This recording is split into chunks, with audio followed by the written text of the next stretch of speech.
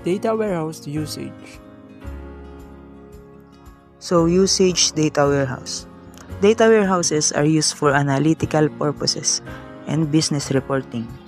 Data warehouses typically store historical data by integrating copies of transaction data from disparate sources. Data warehouses can also use real-time data feeds for reports that use the most current integrated information. So, having a copy of transactions that is revolving around your company is really crucial.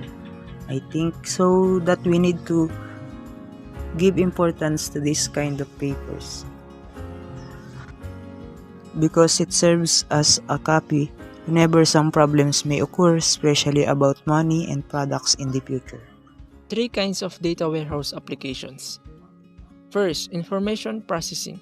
Supports querying, basic statistical analysis, and reporting using crosstabs, tables, charts, and graphs. First kind of data warehouse applications o type of processing in data warehouse ay ang information processing. Information processing dahil possible sa data warehouse na ma-manipulate o makapag-query na kung saan makakapag-process ka ng mga information na kung anong gusto mong makuha. Kaya sabi dito, it supports querying. So, may mga querying tools na pwedeng magamit upang makapagkuha ng mga information. At isa pa rito ang basic statistical analysis na kung saan pwedeng masolve ang mga information at makagawa ng statistical analysis. At gamit ito, pwedeng makagawa ng visual reports tulad ng crosstabs, table, charts at graphs. At ito yung information processing. Analytical processing. Multi-dimensional analysis of data warehouse data. So, analytical processing involves interaction at ang mga nag-gather na data ay nagre-develop into alternative representational forms as a means for improved analytical performance.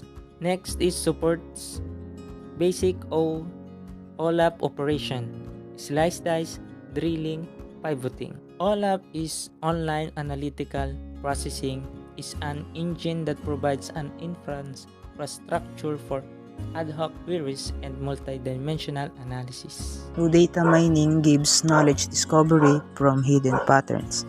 It also supports associations, constructing analytical models, and performing classification and prediction, and also presenting the mining results using visualization tools.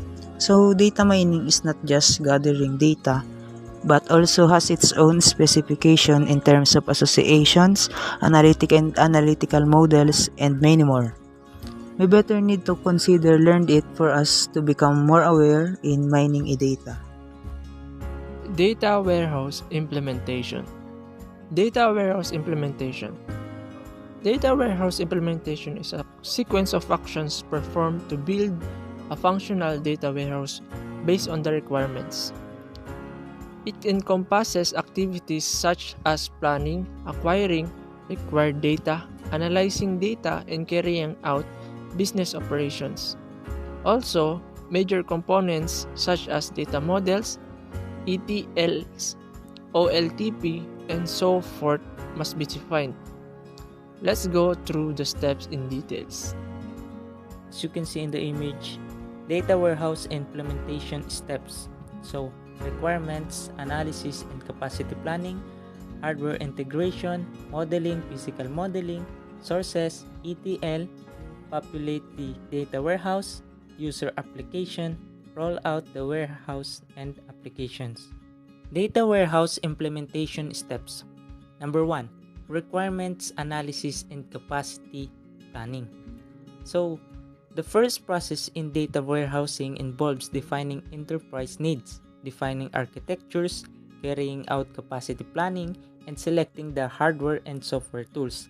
This step will contain consulting senior management as well as the different stakeholders.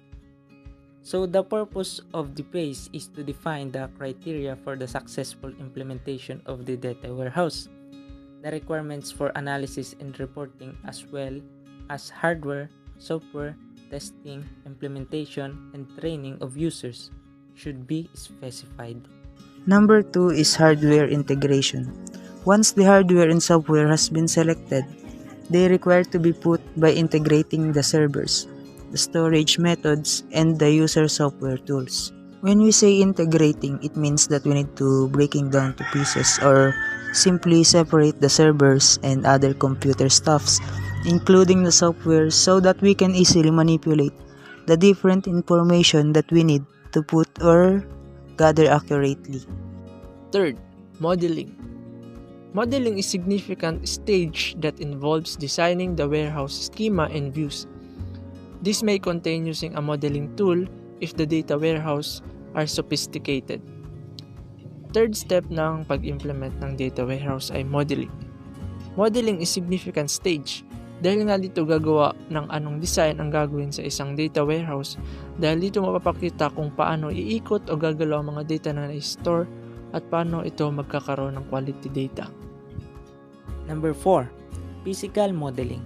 For the data warehouses to perform efficiently, physical modeling is needed. This contains designing the physical data warehouse organization. So, what is the design of the data? Next is data placement. So, where we put the data. Next is data partitioning or paghahati ng data or organizing data.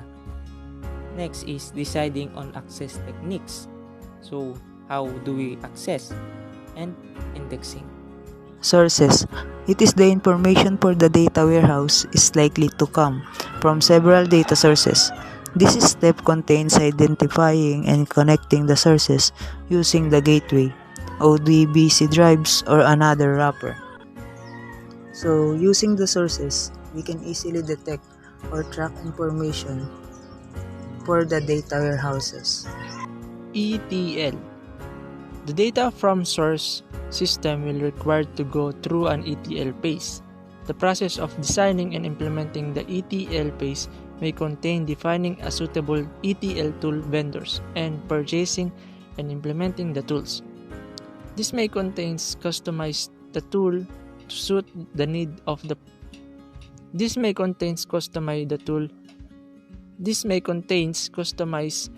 to suit the need of the enterprise. Step 6 of implementing data warehouse is ETL or extract, transform, and load. So pag i-implement naman nitong ETL phase is dapat makahanap ng suitable tools na pwedeng magamit or pwedeng ma-customize itong tools para mas maging suitable sa need ng enterprise. Number 7. Populate the data warehouses. Once the ETL tools have been agreed upon, testing the tools will be needed. Perhaps using a staging area. Once everything is working adequately, the ETL tools may be used in populating the warehouses given the schema and view definition. So here, ETL populating the warehouse by loading it. But before that, ang ETL ay isang data integration process. Extraction, transformation, and loading, which combine data from multiple data sources into single, reliable data stores that is loaded into a data warehouse or other target system. User applications.